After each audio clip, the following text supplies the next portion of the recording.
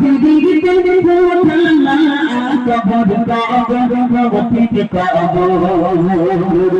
সঙ্গে কে যাবে না।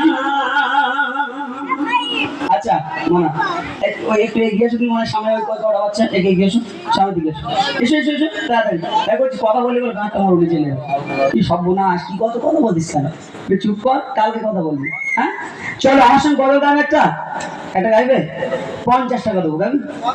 হ্যাঁ হ্যাঁ বলে টাকার কথা শুনে গাছ লেগে উঠেছে। আচ্ছা 20 টাকা তো হবে। হ্যাঁ 20 টাকার আওয়াজ দেবে, 50 টাকা আওয়াজ দেবো, ঠিক আছে? চলো দেখি কেমন গাইতে পারো।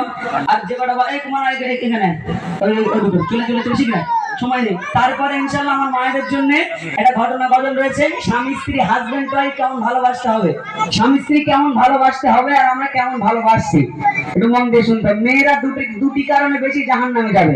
নাম্বার 1 যারা গীবত করতে পছন্দ করে।